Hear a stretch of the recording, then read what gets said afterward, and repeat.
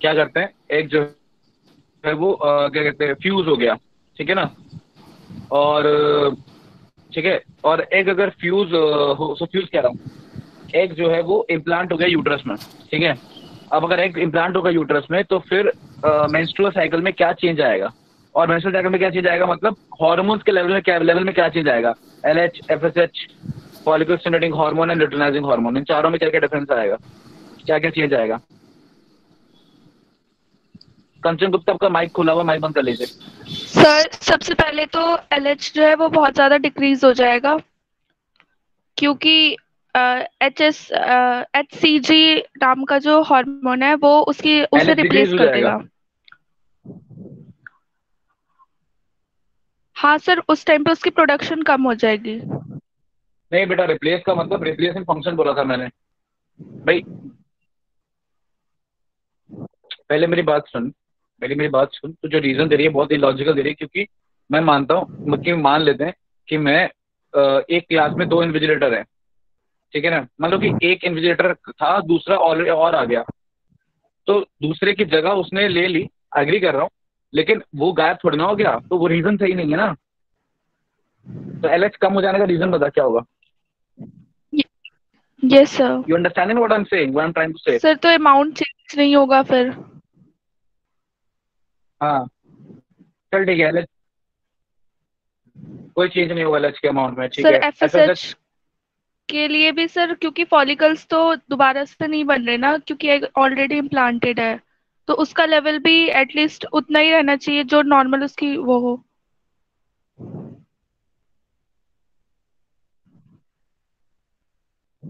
अच्छा। Sir progesterone और का लेवल एस्ट्रोजन मेंटेन प्रोजेस्टेरॉन रहेगा, और एस्ट्रोजन। मेंटेन रहेगा मतलब बेटा कम रहे, कम होता है उसको मेंटेन बोलते हैं, ज्यादा होता है उसको मेंटेन बोलते हैं। तुम कंटिन्यूसली जीरो ला रहे हो वो भी मेंटेन है, कंटिन्यूसली 90 ला रहे हो वो भी मेंटेन है। मेंटेन क्या होता है? Yes sir. इंक्रीज रहेगा डिक्रीज रहेगा वो बताओ। सर प्रोजेस्टेरॉन लेवल इंक्रीज होगा।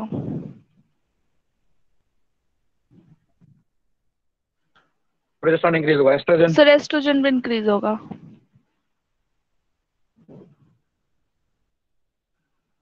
एस्ट्रोजन भी इंक्रीज होगा, ओके सर। ठीक है। Thank you Dhanjot. Daksh, Daksh A01, Yamuna Vihar. Yes sir. Yes हाँ सर। बेटा, same question. Sir progesterone increase होगा, बाकी सब डिक्रीज होगा। प्रोजेस्टेरॉन इंक्रीज होगा, बाकी सब बाकी सब डिक्रीज होगा सर। यस सर, डिक्रीज होंगे। डिक्रीज होंगे। सर आपकी वॉइस अब ब्रेक हो रही है। Yes sir. कुछ कर।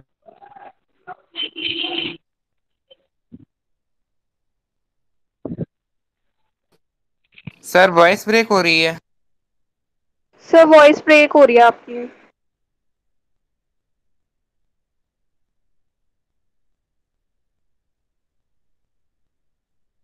दक्ष माइक बंद कर लो सब, सबको मेरी वॉइस ब्रेक को क्या आ रही है?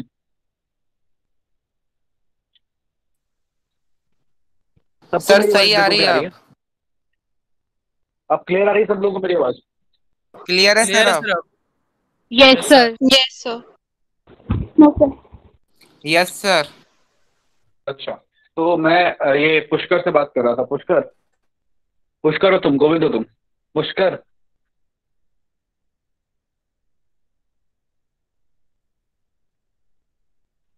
पुष्कर आवाज आ रही है?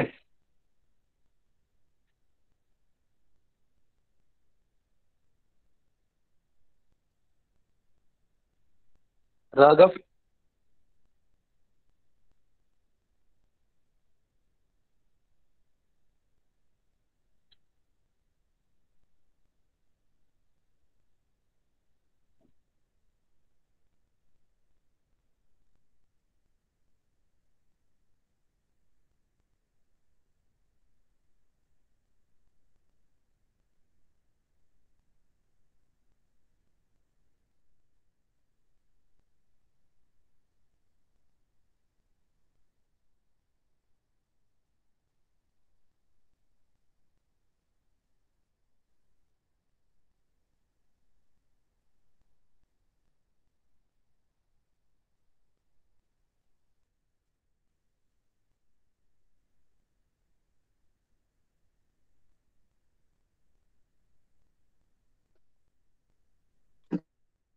हाँ, तो पुष्कर आवाज आ रही है?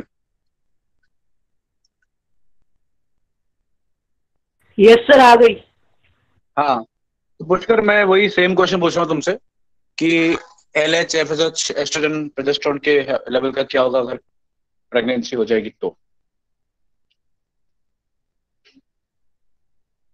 सर प्रोजेस्टेरॉन तो इंक्रीज करेगा। अच्छा, एस्ट्रोजन? और estrogen sir, estrogen decrease, estrogen बस उतना ही रहेगा मतलब।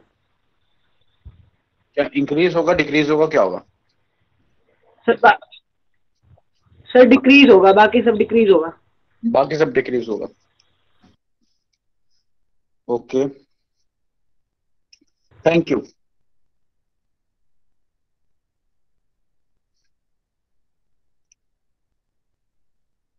सैनिका, सैनिका आवाज आ रही है?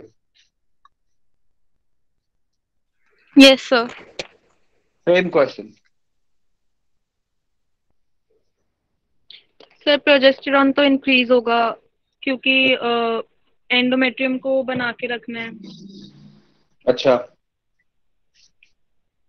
और सर LH FSH डिक्रीज होंगे अच्छा, क्योंकि सर FSH तो इसलिए क्योंकि सर फॉलिकल अब ऑलरेडी मतलब मैच्योर होके फॉलिकल का तो काम हो चुका, तो इसलिए FSH डिक्रीज होगा। और ग्राफिन फॉलिकल रप्चर भी हो चुका, तो इसलिए LH डिक्रीज होगा। ग्राफिन फॉलिकल रप्चर हो चुका तो LH डिक्रीज होगा, और FSH क्यों डिक्रीज होगा? क्योंकि सर फॉलिकल भी मतलब फॉलिकल में डेवलप होके फिर उसमें से एग निकल के फर्टिलाइजेशन हो चुका ना। तो मतलब ग्रोइंग फॉलिकल FSH बना रहा है कि FSH फॉलिकल बनवा रहा हम्म। है? ग्रोइंग फॉलिकल मतलब इसका मतलब FSH से रिलीज FSH करेगा? नहीं नहीं नहीं, FSH इसलिए रिलीज होता है ना क्योंकि फॉलिकल की डेवलपमेंट में हेल्प कर जाता है FSH। हाँ, तो सर अब तो फॉलिकल डेवलप हो चुका ना, तो अब FSH का कोई वो रोल बचा नहीं है। तो जिसका कोई रोल नहीं होता डिक्रीज हो जाता है, मैं मान रहा हूँ वो बात, लेकिन कोई तो उसको कहता हो, कुछ तो होता होगा। खैर, कोई बात नहीं। अमन पॉल। Yes sir. सर हाँ बेटा, तू बता दे। प्रोजेस्टेरॉन का अमाउंट बढ़ेगा सर और एस्ट्रोजन अच्छा, का कम होगा। और सर प्रोजेस्टेरॉन का अच्छा, अमाउंट जब बढ़ता है, रेशियो एस्ट्रोजन और प्रोजेस्टेरॉन का, तो वो नेगेटिव फीडबैक देता है एंटीरियर पिट्यूटरी में, जिसकी अच्छा, वजह से LH और FHS भी कम हो जाएगा। अच्छा, ये बात। ओके, चलिए, thank you sir everybody sir बहुत। मैं बताऊं? सब लोग ने। हाँ, तू भी बता ले गोविंद। सर आपने कहा था लास्ट टाइम कि जो LH का लेवल हम्म, होता है वो ईस्ट्रोजन और प्रोजेस्टेरॉन की लेवल से डिपेंड करता है। प्रेगनेंसी होने के बाद अच्छा, प्रोजेस्टेरॉन का लेवल बढ़ जाता है, इससे सर क्या होता है कि अच्छा, LH का लेवल गिर जाता है। लेकिन LH की जरूरत वो होती है अच्छा, कॉर्पस ल्यूटियम को मेंटेन रखने के लिए, तो उसकी जगह अच्छा, वो ले लेता है, क्या कहते हैं, HCG हार्मोन ले लेता है उसकी जगह। और बहुत बढ़िया। हाँ, ईस्ट्रोजन का लेवल बढ़ जाता है क्योंकि प्लासेंटा है वो एंडोक्राइन की तरह वर्क करता है, इसलिए। अच्छा, ओके सर।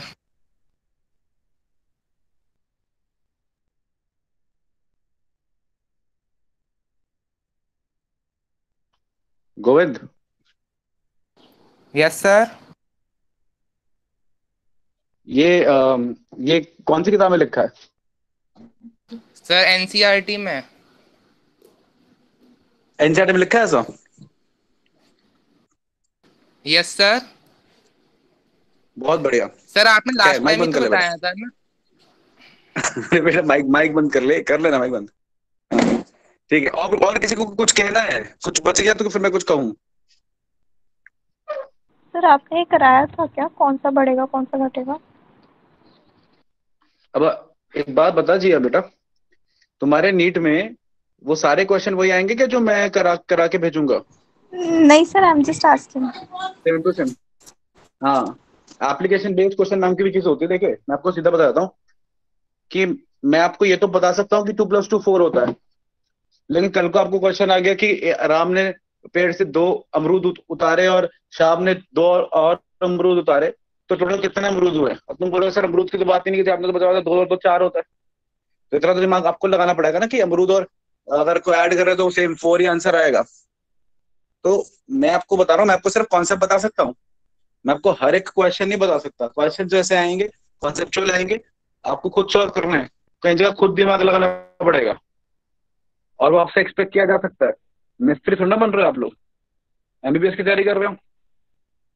खैर, तो जो मैं बातें बताऊं उसे ध्यान से सुना करो। गोविंद ने और धनजोत ने कंपैरेटिवली सही आंसर दिए हैं और रिलेटिवली और लॉजिकली इनफ, तो वो बात सही है। सबसे ज्यादा जो गोविंद ने बात बताई वो एग्जैक्टली सही है कि मैंने तुमको ये सिंपली ये बोला कि देखो लॉजिकली सोचो कि एक बार जाके देखो, ये तो हम लगा लेंगे क्या बड़ा क्या घटा, उसका रीजन भी क्लियर होना चाहिए ना। अब सुनो ध्यान से, जब एक बार इम्प्लांटेशन हुआ तो इम्प्लांटेशन मैंने बोला HCG आ गया, ठीक है। अब जब HCG आ गया तो HCG ने क्या करा कि कॉर्पस लूटियम को मेंटेन रखा। HCG का काम है LH की तरह काम करना, कॉर्पस लूटियम को मेंटेन रखना। तो बेटा अगर कॉर्पस लूटियम मेंटेन रहेगा तो पता है आपको कॉर्पस लूटियम रिलीज क्या करता है? कॉर्पस लूटियम रिलीज करता है एस्ट्रोजन एंड प्रोजेस्टेरॉन। तो क्योंकि एस्ट्रोजन एंड प्रोजेस्टेरॉन रिलीज हो रहा है, ठीक है, देखो प्लेसेंटा की बात तो बाद में आएगी, ठीक है, वो तो कॉन्सेप्ट है ही कि लेटर ऑन प्लेसेंटा बन गया, एस्ट्रोजन प्रोजेस्टेरॉन रिलीज कर रहा है, वो तो कॉन्सेप्ट है ही। लेकिन अगर आप खुद अपना दिमाग लगाते, मैंने बताया था कि HCG maintains the corpus luteum और corpus luteum is responsible for the release of oestrogen and progesterone. तो इसलिए एस्ट्रोजन भी बढ़ता जाएगा, प्रोजेस्टेरॉन भी बढ़ेगा। क्यों? क्योंकि कंटिन्यूअसली एस्ट्रोजन और प्रोजेस्टेरॉन रिलीज करेगा। एंड पहले भी वो ऐसे रिलीज कर रहा था कि एस्ट्रोजन प्रोजेस्टेरॉन के मामले में थोड़ा कम रिलीज कर रहा था कि मान लो अगर 4 मॉलिक्यूल प्रोजेस्टेरॉन के रिलीज किए तो एस्ट्रोजन के सिर्फ 2 ही मॉलिक्यूल या 1 ही मॉलिक्यूल रिलीज किया, है ना। लेकिन रिलीज करने से बढ़ तो रहा ही है, वो एस्ट्रोजन भी बढ़ रहा है, प्रोजेस्टेरॉन भी बढ़ रहा है, लेकिन दोनों में प्रोजेस्टेरॉन ज्यादा बढ़ रहा है, एस्ट्रोजन थोड़ा कम बढ़ रहा है। लेकिन रेशियो की बात करें तो ये रेशियो वही रहेगा, वही सेम टू सेम वैसा ही रेशियो रहेगा जैसा रेशियो किसमें रहता है, प्रोलिफरेटिव फेस में रहता है।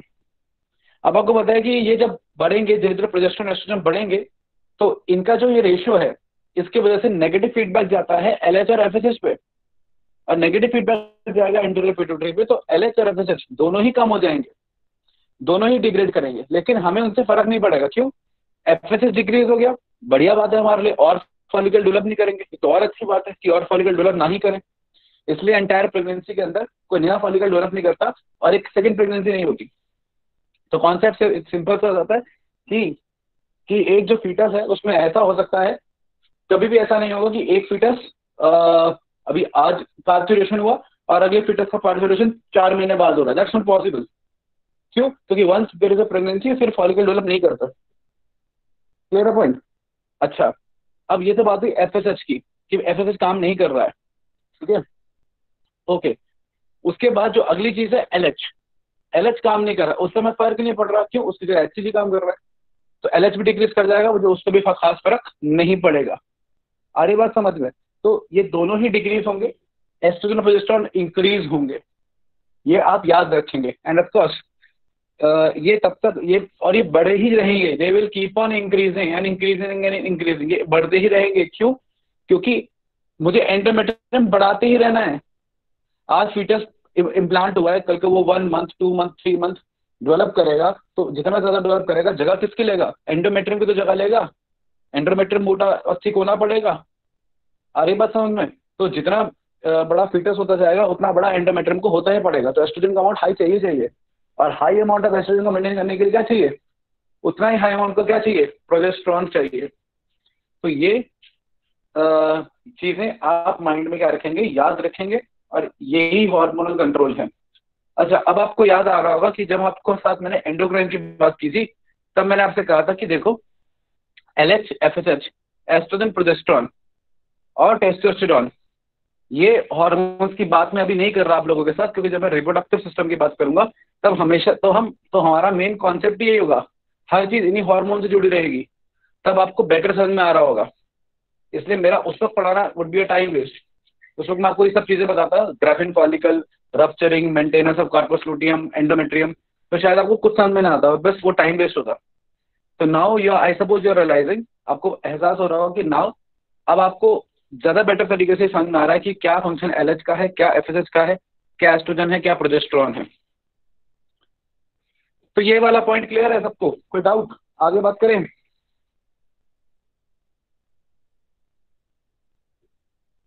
सर यस चयनिका। सर एक बात पूछनी थी सर, जैसे लुटियल फेज में आपने बोला था कि कॉर्पस लुटियम ईस्ट्रोजन और प्रोजेस्टेरॉन रिलीज करता है, तो प्रोजेस्टेरॉन ज्यादा अमाउंट में रिलीज होगा। सर प्रोजेस्टेरॉन का फंक्शन होता है कि वो मेंस्ट्रुअल फेज को प्रिवेंट करता है, बट सर जब कह सकते हैं। प्रोजेस्टेरॉन ज्यादा अमाउंट में रिलीज होगा तो ईज टू पी रेशियो कम हो जाएगा, तो सर उसकी वजह से तो क्या? मेंस्ट्रुअल फेज आ जाएगा ना। एक मिनट एक मिनट, ये तो तुम गलत लॉजिक में घुस रही हो ना। मैंने क्या कहा था, ई बाई पी रेशियो जब कम होता है, ठीक है ना, उससे मेंस्ट्रुअल फेज नहीं आता, उससे कॉर्पस लुटियम डीजनरेट करता है। कॉर्पस लुटियम क्यों डीजनरेट करता है? क्योंकि E by P ratio negative feedback देता है एंटीरियर पिट्यूटरी को। अपना माइक बंद कर लो जरा। तो नेगेटिव फीडबैक देता है एंटीरियर पिट्यूटरी को, जिसकी वजह से एलएच और एफएसएच ये दोनों हार्मोन्स रिलीज होना बंद हो जाते हैं। ठीक है, मैंने ये कहा था। तो अभी भी मैं वही बोल रहा हूँ कि E by P ratio of course कम होगा, क्योंकि पी ज्यादा रिलीज हो रहा है, ई कम रिलीज हो रहा है, तो ई बाय पी रेशियो कम होगा, और इसी नेगेटिव फीडबैक की वजह से एलएच और एफएसएच कम हो जाएंगे। मैं तो कह रहा हूँ कम हो जाएंगे, ठीक है। लेकिन पहले जब वो कम हो रहे थे तो एलएच कम होने की वजह से, ठीक है, कॉर्पस लुटियम भी डिजेनरेट कर रहा था, और क्योंकि corpus luteum was the source of oestrogen progesterone, इसलिए एस्ट्रोजन प्रोजेस्टेरॉन भी डिक्रीज कर रहा था, और उस एस्ट्रोजन प्रोजेस्टेरॉन के डिक्रीज करने की वजह से वो ये मेंस्ट्रुअल फेज आ रहा था। तो मेंस्ट्रुअल फेज इसलिए नहीं आता, मेंस्ट्रुअल फेज आता है एस्ट्रोजन प्रोजेस्टेरॉन के डिक्रीज हो जाने की वजह से, क्योंकि कॉर्पस लुटियम नहीं रहा। लेकिन अब की बार क्या हो रहा है, अब की बार में भी नेगेटिव फीडबैक जा रहा है, एलएच एफएसएच कम हो रहे हैं, लेकिन उनके कम होने से कॉर्पस लुटियम नहीं डिग्रेड हो रहा, क्योंकि उसको मेंटेन कर दिया किसने? ह्यूमन कोरियोनिक गोनाडोट्रोफिन ने। और क्योंकि कॉर्पस लुटियम मेंटेन रह रहा है, इसलिए एंडोमेट्रियम भी मेंटेन रह रहा है। Got the concept? कहने का क्या भी डाउट है तुम्हारे दिमाग में? Yes sir. ओके, और किसी का कोई डाउट? सर जी आयुषी। सर आपने एक हार्मोन बताया था इनहिबिन, जो एफएसएच को इनहिबिट करता है जब फॉलिकल्स डेवलप होते हैं। तो सर फॉलिकल्स, हाँ बोलो, तो जब तुम पहले बोलो। तो जब फॉलिकल्स डेवलप हो रहे हैं तब इनहिबिन रिलीज भी हो रहा है, और वहां से एफएसएच और एलएच इनकी डेवलपमेंट भी करवा रहे हैं, ऐसे कैसे? हाँ मैं वही कह रहा हूँ, देखो ध्यान से समझना कि तुमने वो ग्राफ देखा था जब मैंने एलएच और एफएसएच पढ़ाया था, तो तुमने एक हल्का सा स्लाइड सा पीक देखा होगा एफएसएच में ड्यूरिंग द फॉलिकुलर फेज, मतलब शुरुआत में जब फॉलिकल से बोलता है कि डेवलप होना शुरू करो, ठीक है।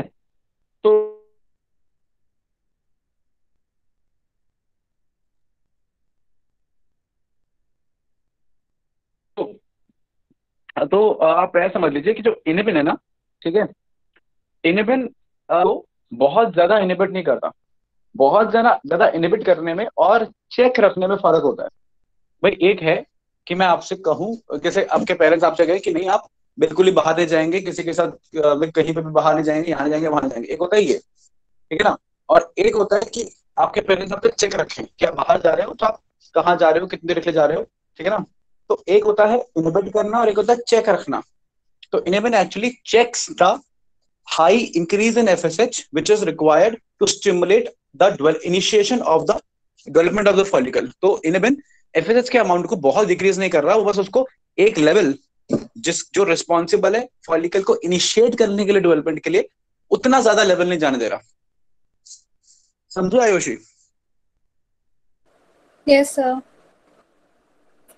ठीक है, अब तो किसी को कोई डाउट नहीं है तो पूछ लो, फिर आगे बात करेंगे हम।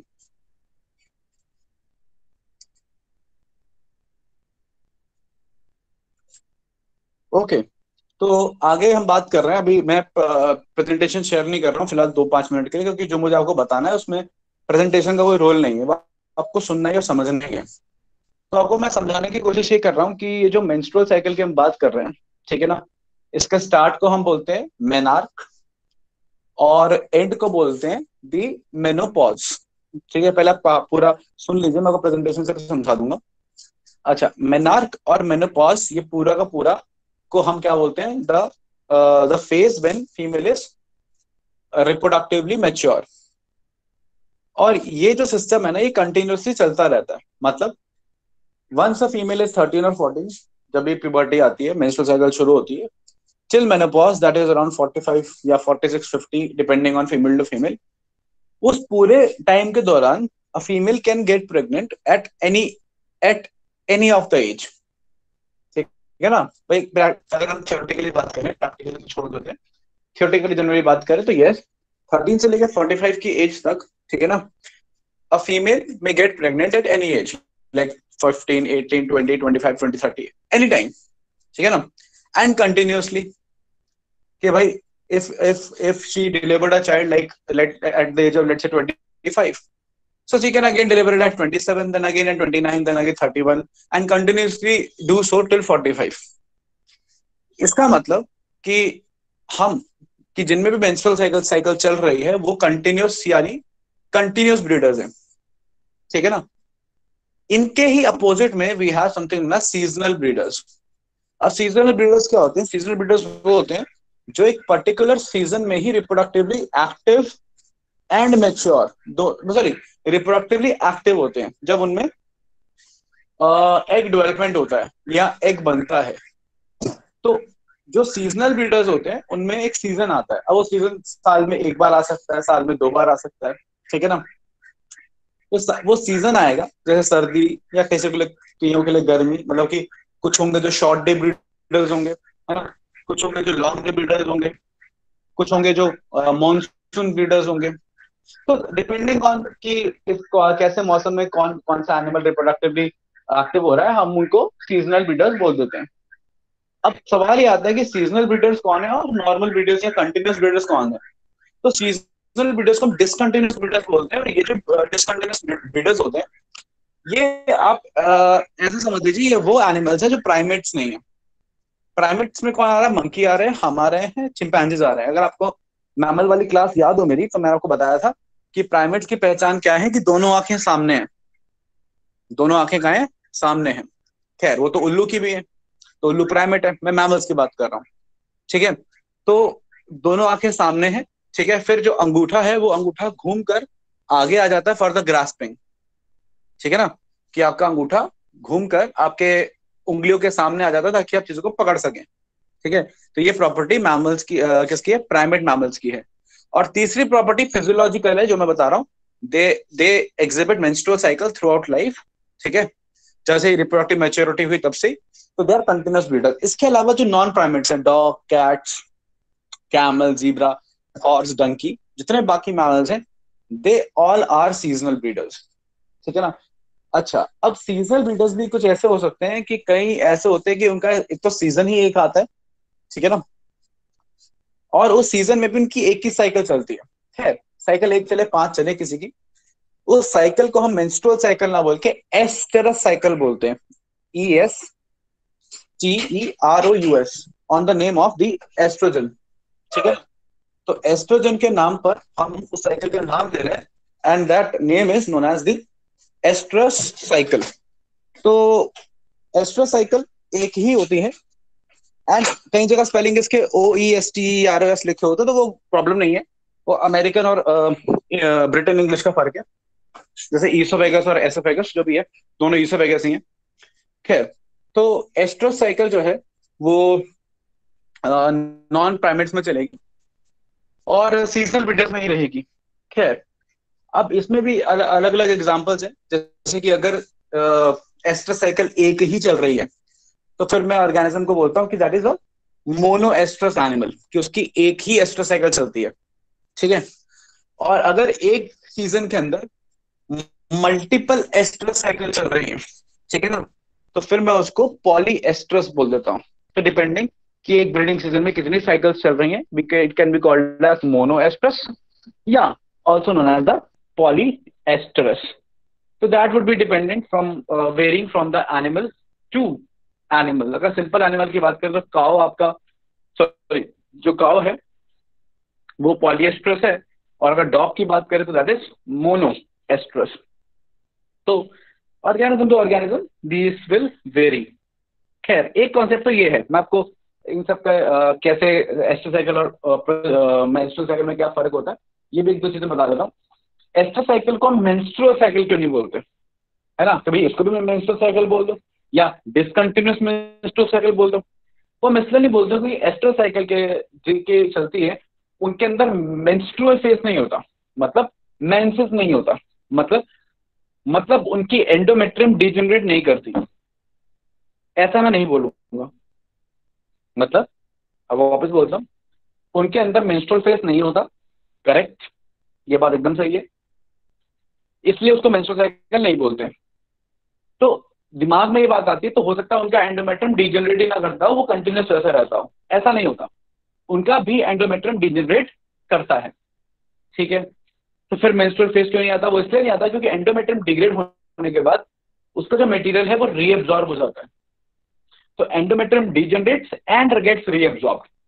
ठीक है, तो वो बॉडी के बाहर रिलीज नहीं होता, तो हम ऐसा बोलते हैं कि मेंस्ट्रुअल फेज नहीं आया. ठीक है, तो मेंस्ट्रुअल फेज लैकिंग होता है क्योंकि एंडोमेट्रियम डिग्रेड होता है. बाकी सिस्टम वही चलता है कि एंडोमेट्रियम बनेगी, ठीक है, और जहां इस तरफ एंडोमेट्रियम बनेगी उस तरफ एक का फॉलिकल बनेगा. ठीक है, खैर ये जो जितने एनिमल्स होते हैं इनके अंदर एक फॉलिकल नहीं बनता, काफी सारे फॉलिकल एक साथ मैच्योर होते हैं. पता है आपको, एक dog can give birth to many babies. ठीक है ना, सेम विद काउ ऑल्सो. ठीक है, एंड अदर एनिमल्स ऑल्सो, वो वेरी करेगा ऑर्गेनिज्म टू ऑर्गेनिज्म. खैर, तो इनमें क्या कहते हैं मल्टीपल ओव्यूलेशन होता है पहले तो. ठीक है ना, तो वही सेम चलता है, बाकी हार्मोन वैसे ही है ना कि एफएसएच आया, उसने फॉलिकल डेवलप करवाए, है ना, एलएच सर्ज हुआ, फॉलिकल रप्चर हुए, सारा काम वैसा ही है. ठीक है ना, और बस वही डिफरेंस है कि एंडोमेट्रियम डिग्रेड होके रीअब्सॉर्ब हो रहा है. खैर, अब इसके अलावा जो मुझे आपको मेंस्ट्रुअल साइकिल से रिलेटेड बातें करनी है, वो भी कुछ बातें मुझे आपसे करनी है. एक होता है, हाँ गरिमा. सर आपने पॉलीएस्ट्रस मल्टीपल ओव्यूलेशन के बेसिस पे नहीं बोला है. नहीं, मैंने पॉलीएस्ट्रस बोला है on the basis of the number of astro cycle in पर सीजन. ठीक, गरिमा सुनना, मेरी बात सुनना ध्यान से. ठीक है, आवाज आ रही है गरिमा? Yes sir. हाँ, मेरी बात ध्यान से सुनना कि लेट्स है एक ह्यूमन फीमेल है, वो 6 मंथ्स के अंदर अप्रोक्सीमेटली 7 या 6 एग्स रिलीज कर रही है, तो क्या हम उसको मल्टीपल ओव्यूलेशन बोल दे? No sir. नहीं ना, तो मल्टीपल ओव्यूलेशन का कॉन्सेप्ट आता है कि एक साइकिल में कितने एग्स रिलीज हुए. तो एक साइकिल में एक से ज्यादा एग्स रिलीज हुए तो मल्टीपल ओव्यूलेशन. ठीक है ना, और नहीं हुए तो it's not a multiple ovulation. Multiple ovulation अलग है और पॉलीएस्ट्रस बात अलग है. ठीक, ओके सर. ओके, तो मैं अब स्क्रीन शेयर कर रहा हूँ, कुछ बातें आपको बता सर रहा हूँ. आवाज नहीं आ रही. आ रही है सर. किसको आवाज नहीं आ रही? और किसको आवाज नहीं आ रही? हानिया के अलावा. हानिया बेटा, आप अपना नेटवर्क कनेक्शन चेक कीजिए. ठीक है, मे बी शायद आपके नेटवर्क कनेक्शन में कोई इशू है.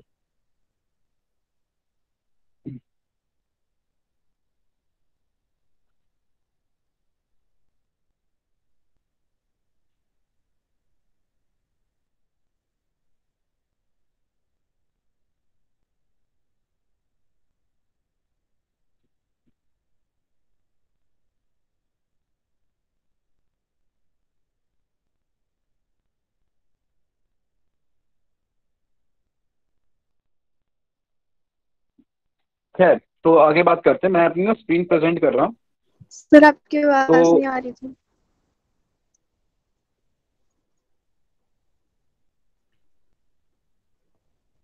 हानिया, आपको आवाज नहीं आ रही, बाकियों को आ रही है. ठीक है, मैं माइक पे आपका नेटवर्क इशू है.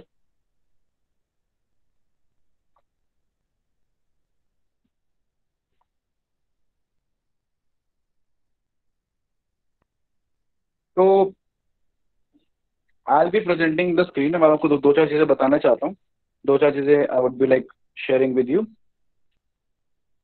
एंड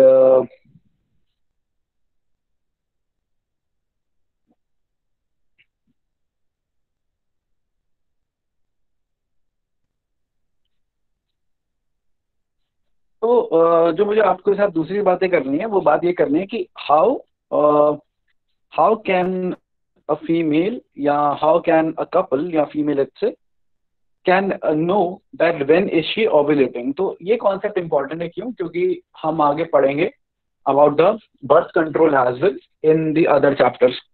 तो जब हम बर्थ कंट्रोल के बारे में बातें करेंगे तो फिर हमको ये जानना बहुत जरूरी होता है कि ओवुलेशन टाइम को कैसे कैलकुलेट किया जाए या कैसे पता लगाया जाए।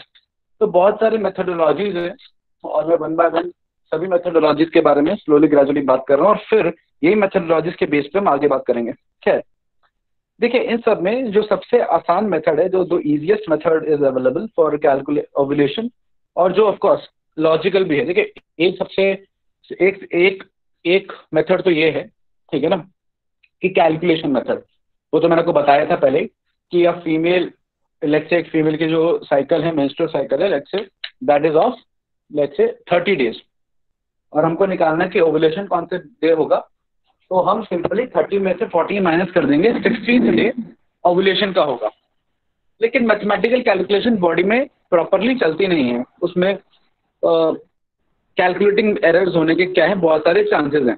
तो और भी मेथड है, मैं सारे के सारे डिस्कस कर रहा हूँ आपसे। इनमें से एक मेथड है बेसल टेम्परेचर मेथड।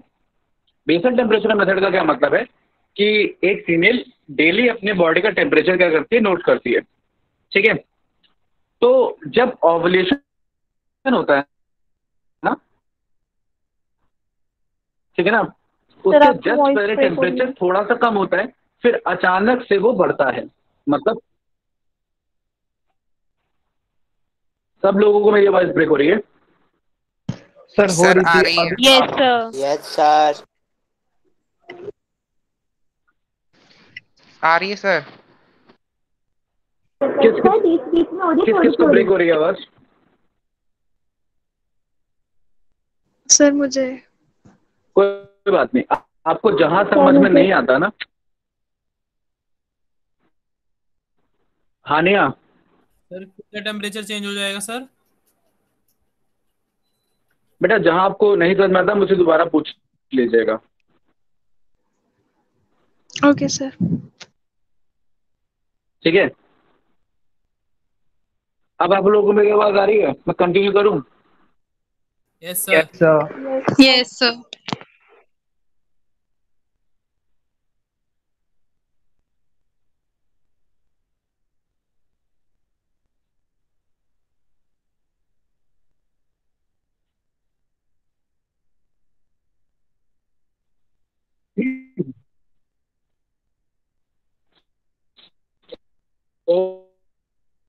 ओके, तो मैं ये बता रहा था कि टेम्परेचर में ना, जैसे ओवुलेशन के पास अचानक से 1 डिग्री फ़ारेनहीट का चेंज आता है। जैसे कि आप देखिए 14th डे पे जो टेम्परेचर है यहाँ पर, इफ आई मार्क इट, ये 97 डिग्री फ़ारेनहीट है, ठीक है ना। और जस्ट अबाउट द ओवुलेशन वो 98 डिग्री फ़ारेनहीट तक पहुंच जाता है, ठीक है ना। तो ओवुलेशन के आसपास टेम्परेचर में पूरा 1 डिग्री फ़ारेनहीट का चेंज आता है। बाकी टाइम वो ऑलमोस्ट थोड़ा थोड़ा हल्का हल्का फ्लक्चुएट कर रहा है, ठीक है ना, लेकिन यहाँ पर वो ड्रास्टिकली फ्लक्चुएट कर रहा है।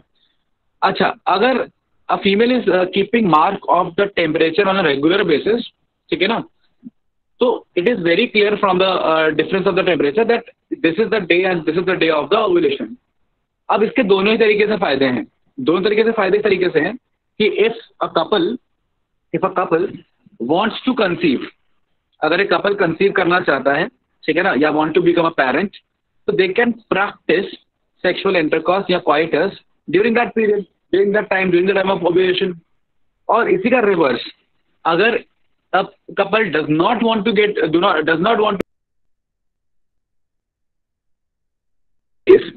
so दोनों ही तरीकों से इट इज हेल्पफुल। तो एक तरीका के टेम्परेचर का है। फिर मैंने आपको कैलकुलेशन मेथड, थोड़ा सा टफ है, वो सिर्फ पैथोलॉजिकल या डॉक्टर्स ही बता पाते हैं, उसमें सर्विक्स या वेजाइनल भी नहीं, सर्विक्स या वेजाइना से जो म्यूकस होता है उस म्यूकस को एक्सट्रैक्ट करके, ठीक है, एक ग्लास स्लाइड पे उसका स्मीयर बना के, ठीक है, उस स्मीयर को माइक्रोस्कोप में ऑब्जर्व करके बताया जा सकता है कि a female is going through a fertile period और इनफर्टाइल पीरियड। फर्टाइल पीरियड हम किसको बोलते हैं? फर्टाइल पीरियड हम उसको बोलते हैं ओवुलेशन वाला जो डे है।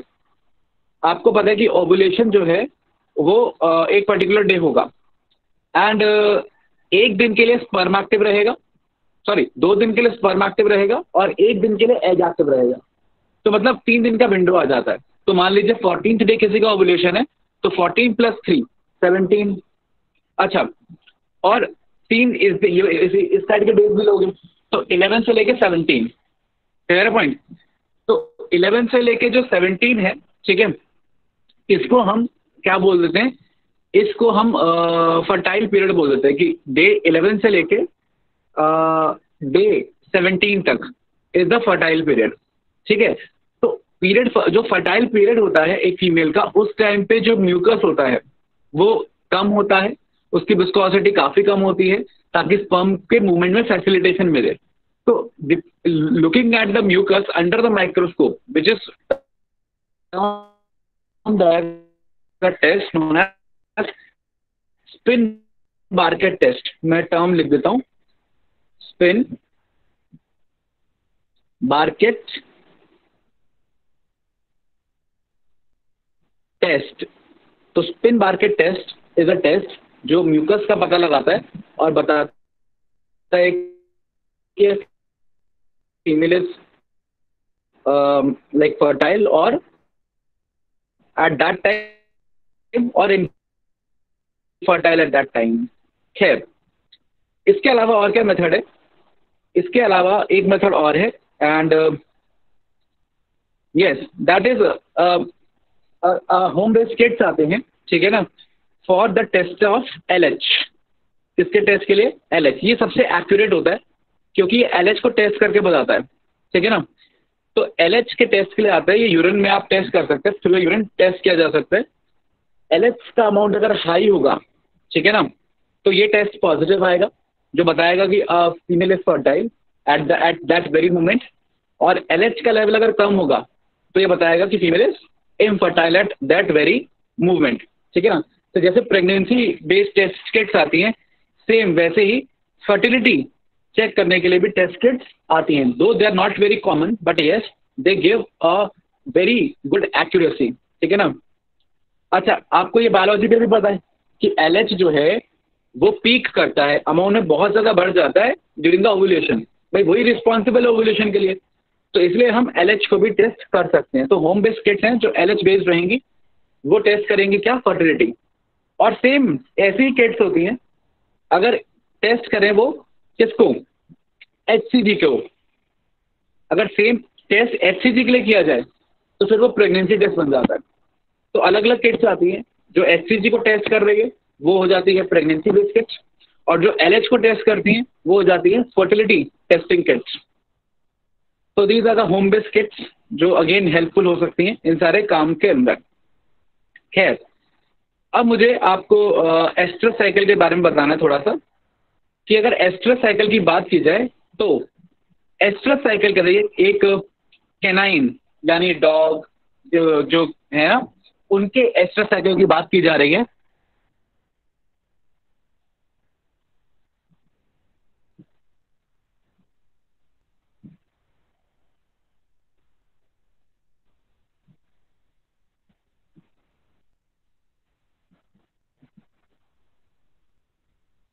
तो इस डायग्राम में आप देख सकते हैं ध्यान से कि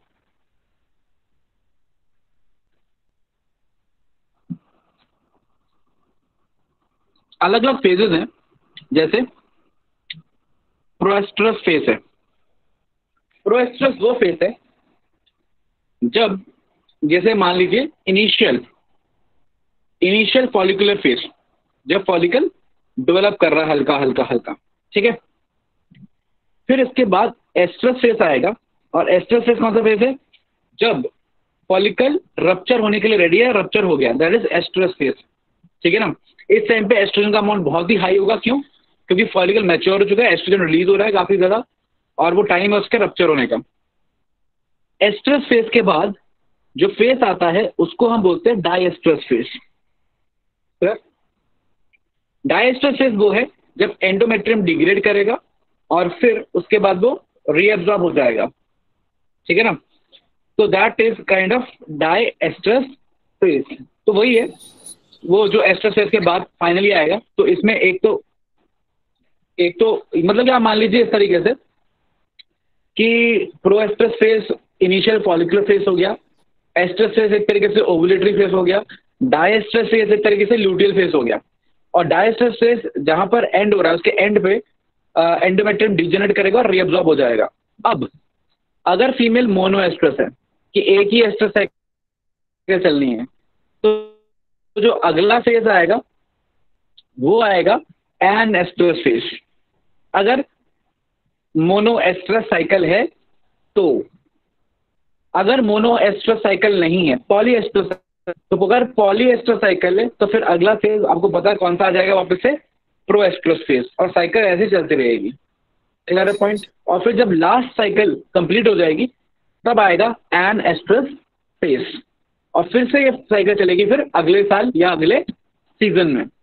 तो इस तरीके से estrus cycle is different from the menstrual cycle. I suppose आपको ये सर आवाज ब्रेक हो रही है आपकी।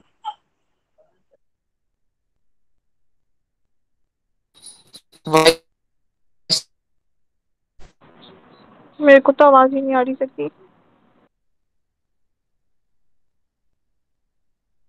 अब नहीं आ रही। बहुत क्लियर है। वॉइस कोई डाउट? सर आपकी वॉइस ब्रेक हो रही थी। लास्ट क्या सर समझ में आपने नहीं एंड आया, में क्या लास्ट में कुछ क्या सुनाई नहीं दिया। क्या सर ये वाला टॉपिक हो गया था सर। सर अगर सर आप सर डाइट मतलब सर एस्ट्रस, अगर सर कोई बात सर नहीं, डायट्रस के बाद मैं सर वापस प्रोएस्ट्रस रिपीट साइकिल। कर दूंगा, note sir voice sir break voice हो रही है आपकी फिर से। सर वॉइस बहुत ज्यादा ब्रेक हो रही है। वॉइस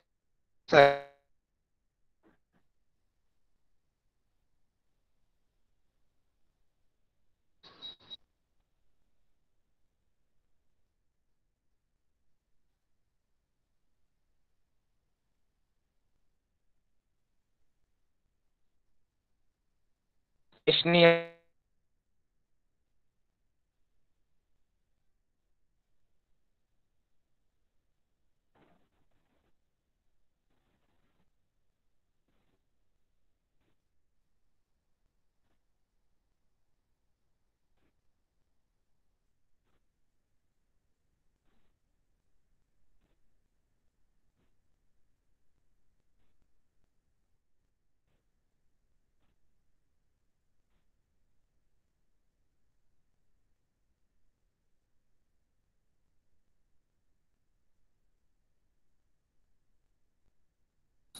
वॉइस नहीं आ रही सर। सर शायद चुप हैं।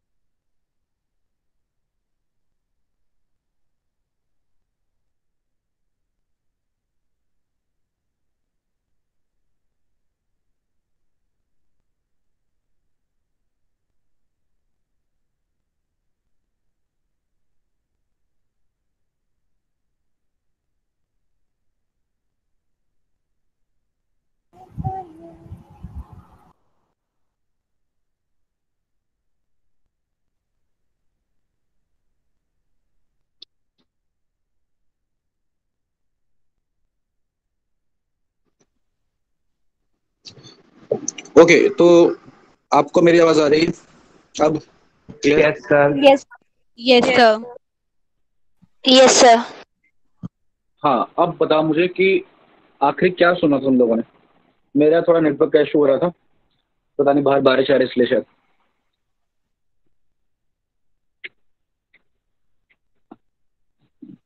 सर जो एनिमल्स पॉलीएस्ट्रस होते हैं उनके अंदर एनेस्ट्रस फेस नहीं होता। हाँ चलो, मैं वही बता रहा था आपको, वापस से बता देता हूँ। मैंने यही बताया था आपको पहले भी और अभी भी वही बताऊंगा, अपनी बातों से नहीं मुकरूंगा मैं, कि पहले जो फेस आता है उसे हम प्रोएस्ट्रस फेस बोलते हैं।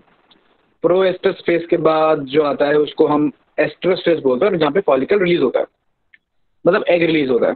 फिर हम बोलते हैं डाइएस्ट्रस, जो कि ल्यूटी फेस जैसा होता है। और फिर फाइनली हम बोलते हैं एनेस्ट्रस, अगर मोनोएस्ट्रस एनिमल है तो। भाई पॉलीएस्ट्रस होगा तो फिर एनेस्ट्रस क्यों आएगा? फिर दोबारा प्रोएस्ट्रस आएगा, साइकिल दोबारा चलाएगा। वही है, बस इतनी सी बात है। लेकिन जो पॉलीएस्ट्रस भी है उसके बाद उसमें 5 साइकिल होनी है, तो जो 5वीं साइकिल है उसके बाद क्या आएगा? एनेस्ट्रस आएगा। फिर क्या होगा अगले सीजन में, जब अगली बार सीजन आएगा, ब्रीडिंग सीजन, फिर उसका वापस से प्रोएस्ट्रस फेस आएगा। तो ये एस्ट्रस साइकिल रहती है एनिमल्स के केस में। और ये हमारे पास एग्जांपल्स हैं यहाँ पे पॉलीएस्ट्रस के, जैसे कि हॉर्स, शीप, गोट, डियर। डियर की स्पेलिंग गलत हो गए हैं, ये डियर वाला डियर हो गया, ठीक है ना, दोस्त वाला डियर, ठीक है ना, ये डबल ई आएगा। कैट, तो ये सारे जो हैं ये पॉलीएस्ट्रस हो जाते हैं। और dog, bulls, fox, bear, bear की स्पेलिंग सही है, ये सारे क्या हो जाते हैं? मोनो एस्ट्रस हो जाते हैं, ठीक है। तो दैट इज द पॉइंट। खैर, वैसे अब मैंने आज नोटिस किया कि बियर में ई लगाओ और डियर में ई ना लगाओ तो सही रहता है। मतलब कि डियर डियर दोनों में ही है, वहां पे DEER is animal, here BEAR is animal. खैर, आगे नेक्स्ट टॉपिक जो हमारे पास है, क्योंकि हमने बाकी सारे टॉपिक्स पढ़ लिए, ठीक है ना।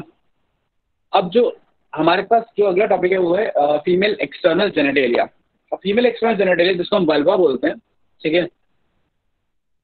इसके बारे में काफ़ी सारी इंफॉर्मेशन जो है वो टेक्स्ट में दे रखी है, ठीक है, मेमोरी ग्लैंड के डायग्राम के जस्ट ऊपर, ठीक है, या साइड में जहाँ भी NCERT आजकल के जिस तरीके से प्रिंट होती है। लेकिन कोई भी डायग्राम उसको एक्सप्लेनेशन के लिए नहीं दिया गया है, तो आपको डायग्राम से, ठीक है ना, I am explaining you the female external genitalia, जिसको हम वल्वा बोलते हैं। तो वल्वा की अगर बात करें तो वल्वा के एक्सटीरियर से इंटीरियर की तरफ आते हैं। तो जो वल्वा है उसमें जो सबसे बड़ा या सबसे लार्जेस्ट पार्ट है वो है लेबिया मेजरा। लेबिया मेजरा मतलब द आउटर लिप्स या आउटर फ्लेशी फोल्ड्स। तो जो आउटर फ्लेशी फोल्ड्स है उसको हम बोल देते हैं लेबिया मेजरा, जो मैंने ब्लू से यहाँ मार्क कर दिया, ठीक है। अब लेबिया मेजरा ऊपर जाके फ्यूज कर जाते हैं, ठीक है ना, ऊपर जाके ये फ्यूज कर जाएंगे। और जहां ये फ्यूज करेंगे दोनों जाके, जहां जाके मिल जाएंगे ना, अगेन वो भी फ्लेशी फोल्ड्स है। अच्छा, फ्लेशी क्यों है?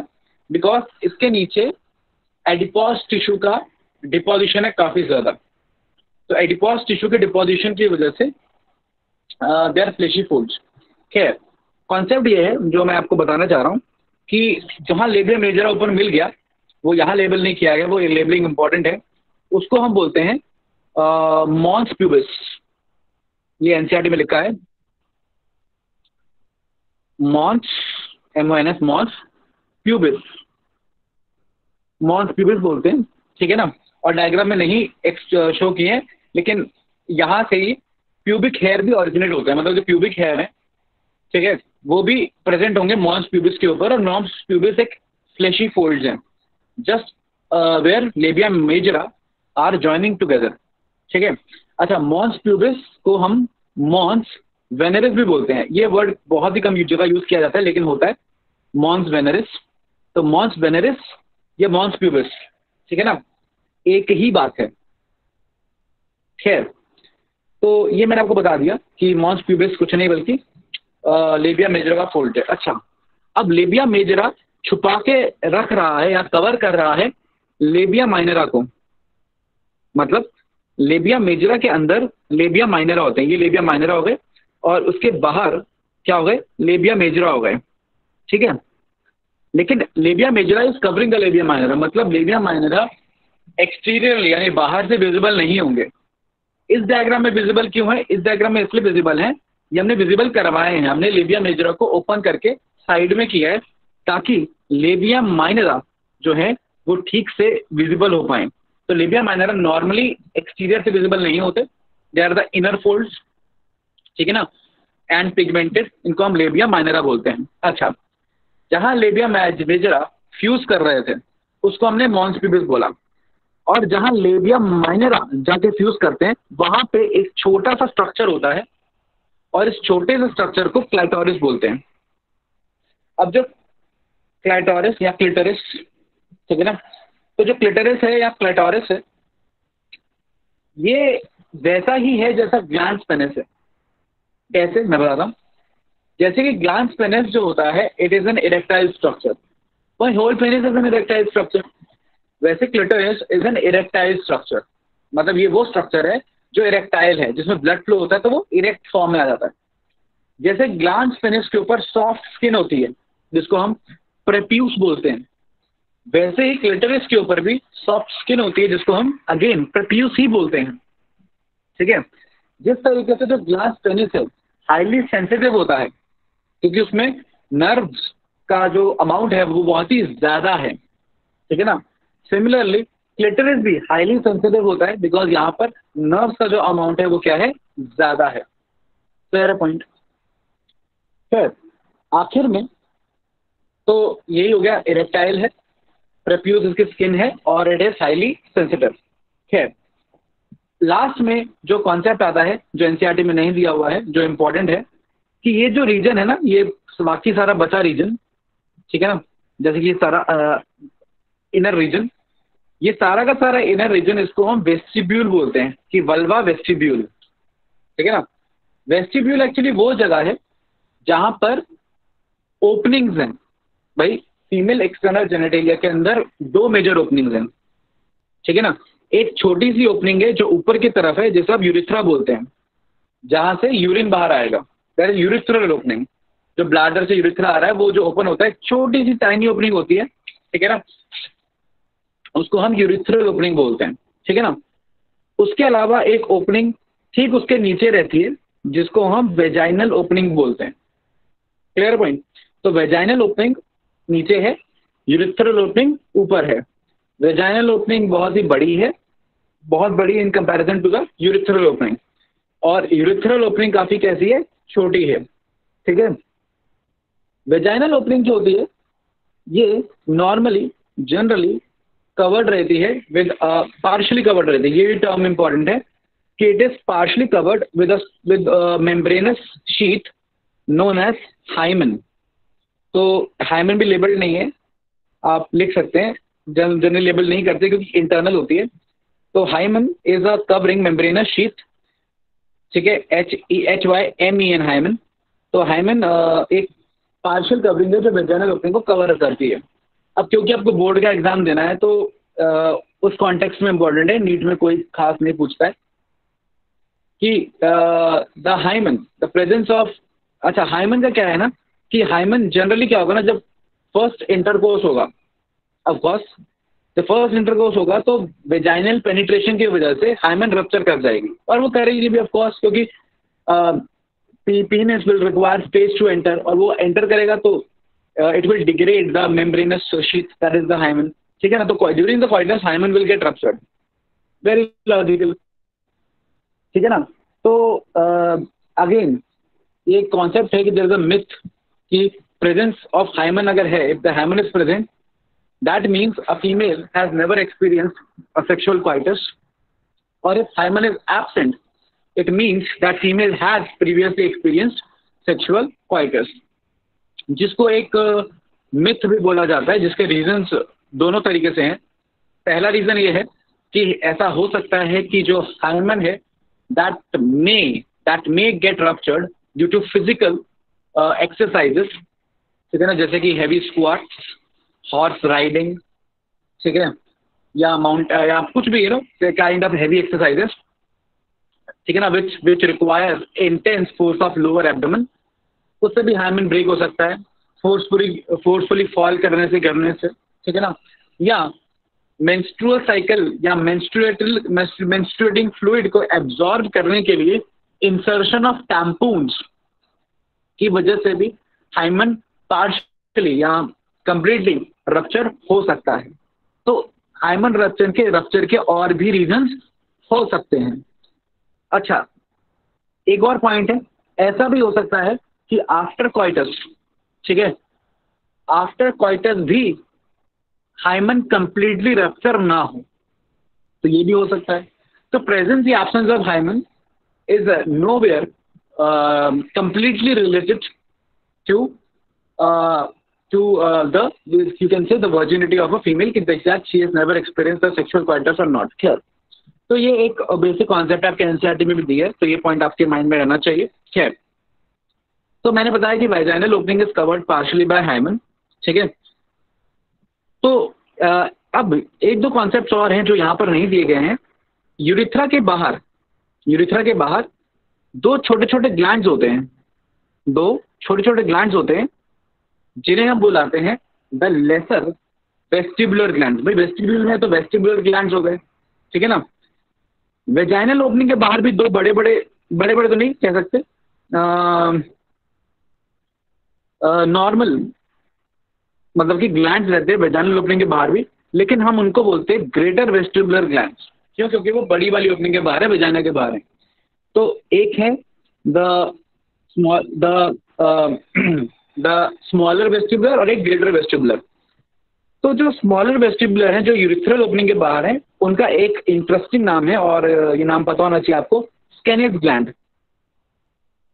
स्केने, SKENE अपॉस्ट्रोफ ES, स्केनेस gland, SKENE।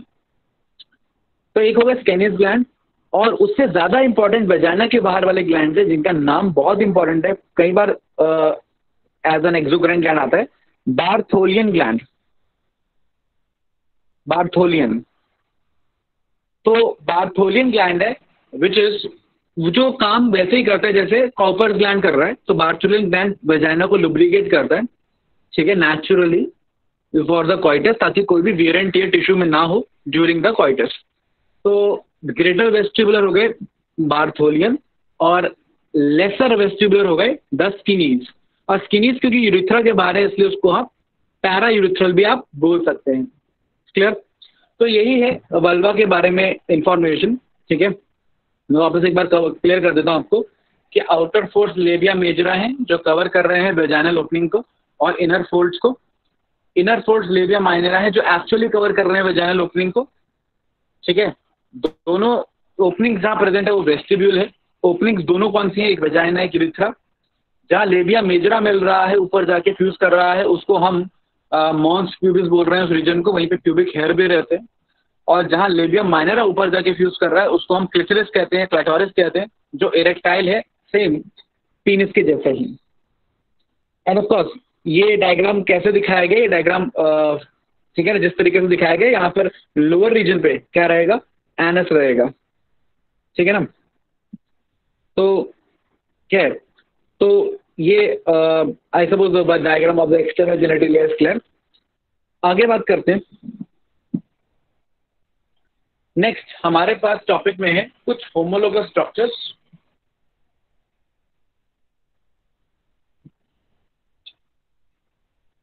Mail and female homologous structure, जो मैं आपको इंपॉर्टेंट बता देता हूँ, और कुछ तो लॉजिकल ही है। जैसे यहाँ फीमेल में ओवरीज है, मेल में टेस्टिस है। फीमेल में ओवम है, मेल में स्पर्म है।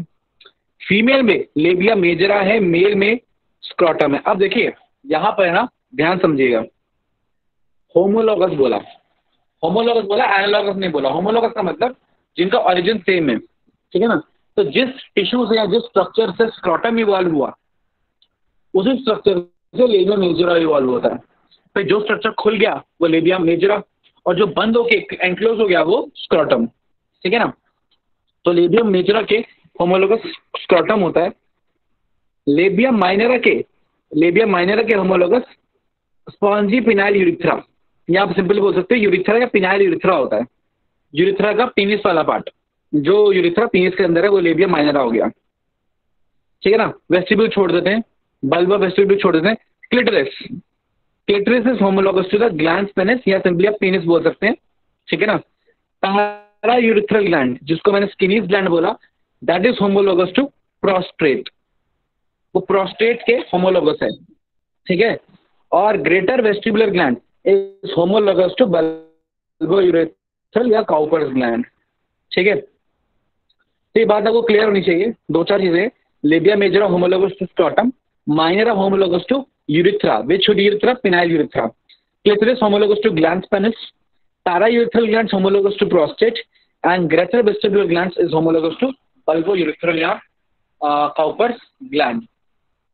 तो ये होमोलोगस स्ट्रक्चर्स हैं with specific male and female.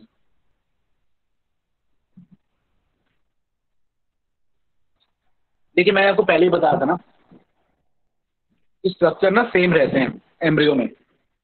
उसी स्ट्रक्चर से स्क्रॉटम भी बन सकता है, उसी स्ट्रक्चर से लेबिया मेजरा भी बन सकता है, उसी स्ट्रक्चर से लेबिया माइनरा भी बन सकता है, उसी स्ट्रक्चर से यूरिथ्रा भी बन सकता है, पेनाइल यूरिथ्रा। बस डिपेंड कर रहा है कि उसको बोला क्या जा रहा है। अगर वाई क्रोमोसोम होगा तो उसको मेल रिप्रोडक्टिव स्ट्रक्चर बोला जाएगा बनने के लिए, और वही अगर नहीं बने, वाई क्रोमोसोम नहीं हुआ, तो फिर वो बाय डिफॉल्ट फीमेल स्ट्रक्चर में कन्वर्ट हो जाएगा। तो जो मैंने आपको इसलिए मैंने कहा कि इसलिए होमोलोगस स्ट्रक्चर अवेलेबल है, प्रेजेंट है, ठीक है। तो ये लॉजिक है। आगे बात करते हैं। अगला जो टॉपिक लास्ट हमारे पास है वो टॉपिक है मेमोरी ग्लैंड। अब मेमोरी ग्लैंड रिप्रोडक्टिव पार्ट का ही पार्ट है, रिप्रोडक्टिव सिस्टम का ही पार्ट है। अब मेमोरी ग्लैंड पेयर में रहते हैं, पहले तो आपको ये बता देता हूँ, फीमेल्स के अंदर और मेल्स के अंदर दोनों जगह रहते हैं। मेल्स के अंदर ये नॉन फंक्शनल होते हैं, ठीक है ना, और highly reduced and non functional होते हैं, और फीमेल्स के अंदर ये pretty much functional and developed होते हैं।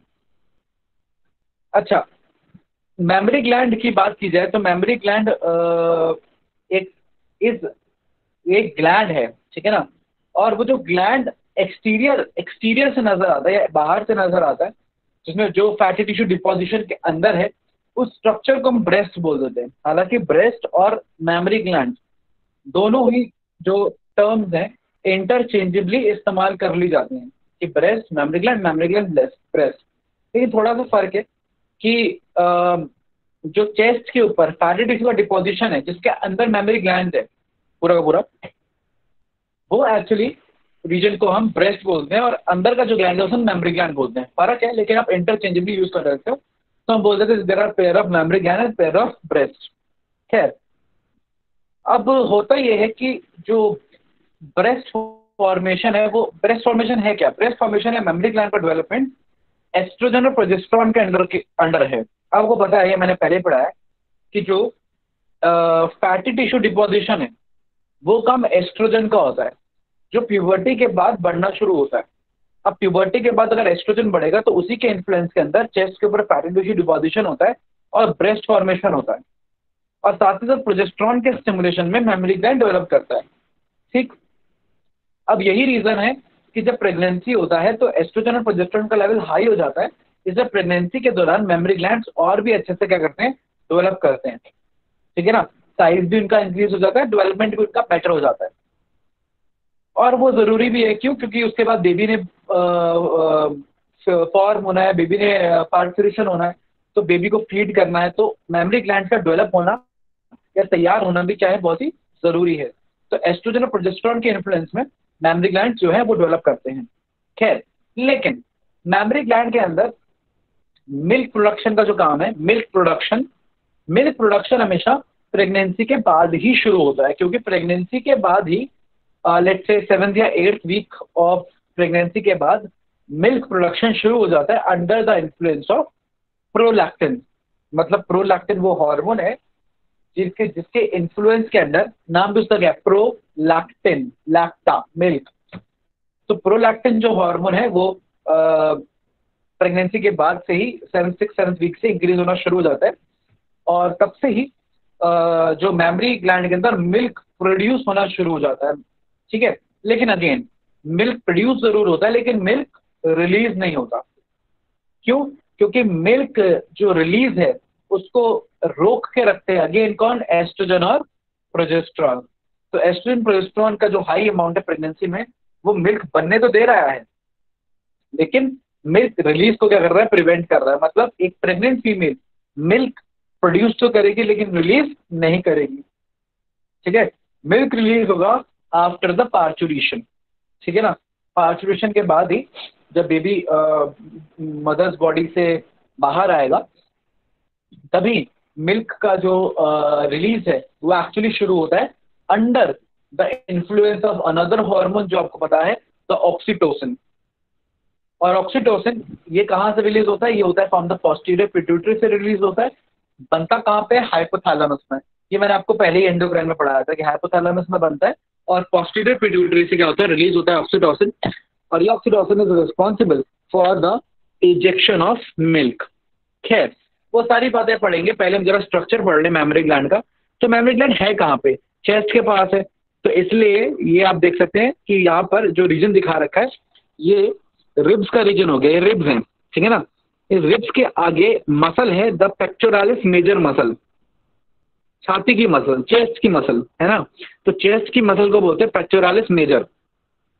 ये मसल एक्चुअली बर्ड में बहुत अच्छी डेवलप्ड होती है क्योंकि उनको उड़ना होता है और यहीं पे सारी फोर्स लगती है।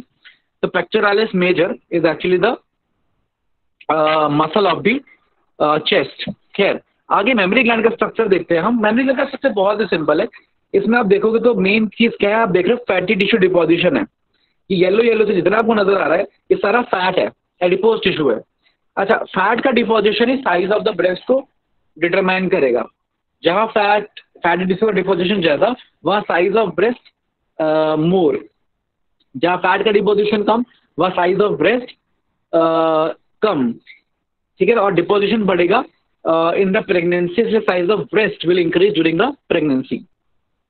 खैर, इसके अलावा फाइबरस स्ट्रक्चर होते हैं जो ब्रेस्ट या मेमरी ग्लैंड को, ठीक है ना, सपोर्ट देते हैं। इंटरनल फाइबरस स्ट्रक्चर होते हैं, फाइबरस टिश्यू होता है, डेंस फाइबरस टिश्यू, जो उसको क्या देगा? सपोर्ट देगा, ठीक है ना। उसको हम लिगामेंट नाम देते हैं, या कूपर्स लिगामेंट भी बोलते हैं। खैर, वो एक नाम इम्पोर्टेंट नहीं है, पता होना चाहिए फाइबरस स्ट्रक्चर सपोर्ट दे रहा है। खैर, तो ये तो हुआ ब्रेस्ट की बात। मेमरी ग्लैंड की बात करें तो 15 से 20 मेमरी लोब्स होते हैं। जैसे कि आप देख सकते हैं, these are the mammary lobes. ये वही मेमरी लोब्स है जिनके अंदर मिल्क का क्या होगा? फॉर्मेशन होगा। और इन्हीं मेमरी लोब से डक्ट्स आएंगे, जिसको आप मेमरी डक्ट बोल सकते हैं। और फिर ये मेमरी डक्ट 2-3 1-2 फ्यूज कर करके फाइनली जो डक्ट बनेंगे उसको हम बोलेंगे द लैक्टिफेरस डक्ट, ठीक है। तो भाई मेमरी लोब्स हैं, ठीक है, 15 से 20 लोब्स होते हैं ऐसे मेमरी ग्लैंड के अंदर। इन लोब से डक्ट्स आते हैं, उन्हें मेमरी डक्ट्स बोलते हैं। और memory ducts 2 mammary duct 3 mammary duct मिलकर फ्यूज हो गए और फिर मल्टीपल ओपनिंग्स बनती है, उसको बोलते हैं लैक्टिफेरस डक्ट, ठीक है ना। मतलब लैक्टिफेरस डक्ट है कंपाउंड डक्ट है, मतलब उसमें बहुत सारे डक्ट मिलके बन रहा है। और जो लैक्टिफेरस डक्ट है वो जब अल्टीमेटली बहुत सारे लैक्टिफेरस डक्ट आए, ठीक है, तो उसके ऊपर एक स्किन की कवरिंग रहती है, ठीक है ना। एक स्किन की कवरिंग रहती है, मैंने यहाँ थोड़ी बड़ी सी बना दी, बट छोटी सी स्किन की कवरिंग रहती है। जैसे मान लेते हैं, आपको डायग्राम से बताऊं कि ये मान लीजिए लैक्टिफेरस डक्ट आ गए बहुत सारे, ठीक है ना। तो इसी लैक्टिफेरस डक्ट के ऊपर एक स्किन की इस तरीके से कवरिंग रहेगी। एंड दिस स्किन कवरिंग, इसमें लेबल नहीं किया गया, एनसीईआरटी में लेबल्ड है, ठीक है। इस स्किन की कवरिंग को हम निपल बोलते हैं। क्या बोलते हैं? निपल, ठीक है। और यही वो निपल है जिसके थ्रू इन्फेंट तक करता है the milk from the mother's mammary glands. तो इसी लैक्टिफेरस डक्ट से मिल्क जो है वो आउटसाइड क्या करेगा? मूव करेगा। Clear point. और निपल के अराउंड जो स्किन है वो भी पिगमेंटेड रहती है। जो स्किन है वो भी कैसी रहती है? पिगमेंटेड रहती है। और उस स्किन को हम एरियोला बोलते हैं। क्या बोलते हैं? एरियोला। और ये लेबलिंग मेरे ख्याल से मैंने अगले डायग्राम में शायद दिखा रखी है। हाँ, यस, इस डायग्राम में आप देख सकते हैं क्लियरली कि ये जो स्ट्रक्चर है ये हो गया निपल। और जो आसपास पिगमेंटेड स्ट्रक्चर है उसे हमने बोल दिया एरियोला। और एरियोला के ऊपर भी छोटे छोटे छोटे छोटे ग्लैंड्स रहते हैं, और ये ग्लैंड्स क्या करते हैं, ये बैक्टीरिया डिग्रेडिंग एंजाइम्स रिलीज करेंगे ताकि कोई भी बैक्टीरिया आसपास ना रहे। क्यों? क्योंकि nipple has to go inside the mouth of the infant, और हो सकता है कोई बैक्टीरिया आ जाए, और मिल्क न्यूट्रिशन है, न्यूट्रिशन में बैक्टीरिया भी जल्दी आएगा, इसलिए वो बैक्टीरिया ग्रो ना करे, इसलिए एरियोला पे छोटे छोटे छोटे ग्लैंड्स होते हैं, उसको हम एरियोलर ग्लैंड्स कहते हैं। और इस डायग्राम में आप कुछ और भी देख सकते हो, जैसे कि मैं लिगामेंट्स की बात कर रहा था, सपोर्टिंग लिगामेंट्स की, these are the suspensory ligaments जो सपोर्ट कर रहे हैं द मेमरी ग्लैंड्स को। खैर आगे बात करते हैं। अब ये डायग्राम मैंने आपको और थोड़ा सा बढ़िया तरीके से बताया है। ये जो डायग्राम आप देख रहे हो यहाँ पे बेटा, ये डायग्राम बहुत इंपॉर्टेंट है। क्यों? क्योंकि ये डायग्राम है एक मेमोरी लोब का। इसमें आप ये जो देख रहे हो, ये एक, ये दो, बेटा ये मेमोरी लोब नहीं है, ये मेमोरी लोब्यूल्स हैं। मतलब ऐसे बहुत सारे लोब्यूल मिलकर एक लोब बनाते हैं। तो मतलब एक लोब है, उसमें मल्टीपल लोब्यूल्स हैं। ठीक है, अब इसी लोब्यूल को अंदर से दिखा रखा है। ठीक है, एनसीईआरटी में अंदर क्लियर नहीं देखा तो मैंने यहाँ बनाया है। इसी लोब्यूल के अंदर ये जो एपिथेलिया के सेल्स हैं, ये इनके पास ब्लड आ रहा है। ब्लड से अच्छी अच्छी चीजें, glucose, lactose, ions, vitamin, nutrients, fat, ये सब अच्छी अच्छी जितनी चीजें हैं, ये सारी चीजें ले लेकर, ठीक है ना, ये अल्टीमेटली यहाँ प्रोड्यूस कर रहे हैं under the influence of prolactin. मतलब एपिथेलिया के जो सेल्स हैं वही प्रोड्यूस करते हैं क्या? मिल्क, क्योंकि वो सेक्रेटरी होते हैं। ठीक, अब और सुनो, अब आप देख रहे हो यहाँ पे स्पेशल सेल्स हैं। ये देखिए स्पेशल सेल का नाम देखो क्या है। स्पेशल सेल का नाम है मायो एपिथेलियल सेल्स। मायो, मायो मतलब मसल, मायोफिब्रिल है ना। एपिथेलिया मतलब है तो एपिथेलियल लेकिन कॉन्ट्रैक्टाइल हैं, तो ये कॉन्ट्रैक्ट करेंगे और मिल्क को बाहर फेंकेंगे under the influence of oxytocin. तो प्रोलैक्टिन के इन्फ्लुएंस में मिल्क बनेगा और ऑक्सीटोसिन के इन्फ्लुएंस में मिल्क इजेक्ट होगा, और फिर ये जो मिल्क का जो डक्ट है वहां से मिल्क अल्टीमेटली बाहर खींचा जाएगा। ठीक है ना, सक किया जाएगा बाय द इन्फेंट। और ये अब एनसीईआरटी का मैं आपको डायग्राम दिखा देता हूँ कि एनसीईआरटी क्या क्या बात कर रही है। मेरे ख्याल से मैं शायद एनसीईआरटी का डायग्राम इसमें ऐड नहीं किया, कोई बात नहीं, एनसीईआरटी का डायग्राम आपको नेक्स्ट टाइम बता दूंगा। ठीक है, तो यही है mechanism of the milk production and release. बाकी बातें नेक्स्ट क्लास में करेंगे, अभी आपके डाउट्स ले लेंगे हम। सर। हाँ जी गोविंद। सर एनसीईआरटी में एक लाइन लिखी है कि mammary glands are integrated structurally and functionally to support the process of ovulation, fertilisation, pregnancy, birth and child care. Sir child care तो हमें समझ नहीं आता है, लेकिन ओव्यूलेशन, फर्टिलाइजेशन में क्या वर्क है उसका? हाँ बताता हूँ। देखो, जब तक मेमोरी ग्लैंड्स मिल्क प्रोड्यूस करते रहेंगे, ठीक है, जब तक इंटेंस लैक्टेशन रहेगा, ठीक है, मतलब कि प्रेगनेंसी के 6 महीने बाद तक इंटेंस लैक्टेशन रहता है। जब तक इंटेंस लैक्टेशन रहता है तब तक आपके एलएच और एफएसएच का जो अमाउंट है वो प्रॉपरली बढ़ता नहीं है, जिसकी वजह से ओवुलेशन इनहिबिट रहता है। इसलिए जब तक फीमेल लैक्टेट कर रही है या एक मदर जो है मिल्क प्रोड्यूस कर रही है या फीड कर रही है चाइल्ड को, तब तक she can not get pregnant again. ठीक है, तो ये एक तरीका भी है बर्थ कंट्रोल का, जिसको हम बोलते हैं लैक्टेशनल एमेनोरेया। मतलब कि जब तक लैक्टेशन चलेगा तब तक मेंस्ट्रुअल फेज या मेंस्ट्रुअल साइकिल नहीं चलेगी। ठीक गोविंद, लिंक हो गया? Okay sir. और किसी का कोई डाउट? सर आपने बोला था कि हो सकता है कि फॉइटस में हाइमन डैमेज ना हो, मतलब परसिस्ट करे, और एनसीईआरटी में भी लिखा है रप्चर। तो अगर वो परसिस्ट करेगी तो सर फर्टिलाइजेशन होगा या नहीं होगा? मतलब डिपेंड नहीं, मैं समझा नहीं। करता है कि नहीं, मैं समझा नहीं, क्वेश्चन नहीं समझा। सर अगर हाइमन रप्चर ही नहीं होगी तो आई डोंट थिंक सो कि स्पर्म ट्रांसफर होगा आगे, तो फर्टिलाइजेशन नहीं होगा ना? नहीं नहीं, ऐसा नहीं है। ठीक है, फर्टिलाइजेशन का और हाइमन रप्चर का आपस में कोई लेना देना नहीं है।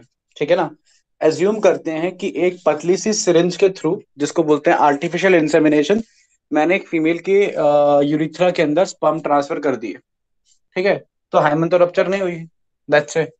ठीक है, लेकिन स्पर्म ट्रांसफर हो गए तो फर्टिलाइजेशन हो गया। तो फर्टिलाइजेशन का और हाइमन रप्चर का कोई आपस में लेना देना नहीं है। ठीक है ना। हो सकता है कि प्रॉपर कॉइटस हुआ, proper penis was inserted inside the vagina, but because hymen tough membrane थी तो हो सकता है प्रॉपरली रप्चर नहीं हुई। ठीक है, या पार्शली ही रप्चर हुई, पार्शली रह गई।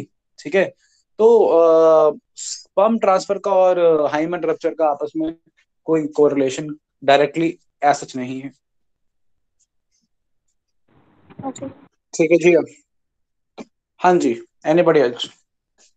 सर, आपने मेमोरी लोब्स के अंदर मेमोरी लोब्यूल बताया या मेमोरी ट्यूब्यूल्स? हाँ, मैं बताता हूँ थोड़ा सा ना। कौन पूछ रहा है डाउट, नाम बताना। हानिया। अच्छा, हानिया। हानिया, अब तो थोड़ा सा अगर तुम इसमें थोड़ा सा अपना कंसंट्रेशन अगर लगाओ तो सोचो कि लोब के अंदर क्या होगा, लोब्यूल होगा। ठीक है ना। ठीक है, अच्छा, ट्यूब की छोटी फॉर्म ट्यूब्यूल होती है।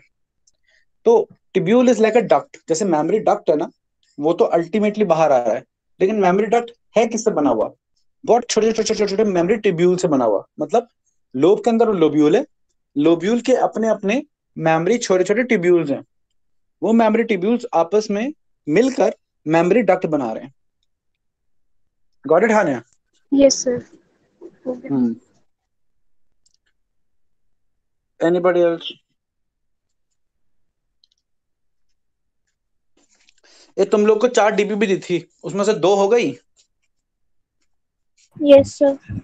Yes sir. Yes sir. और डीबीबी डीबीबी में डाउट भी है? No sir.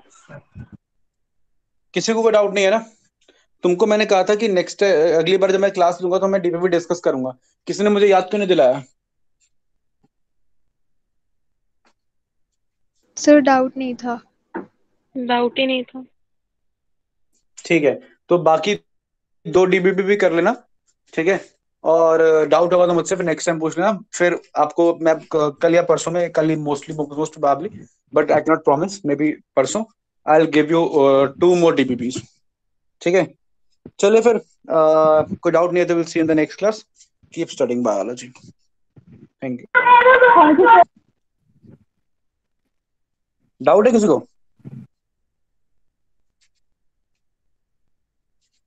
ओके, ठीक है, थैंक यू वेरी मच।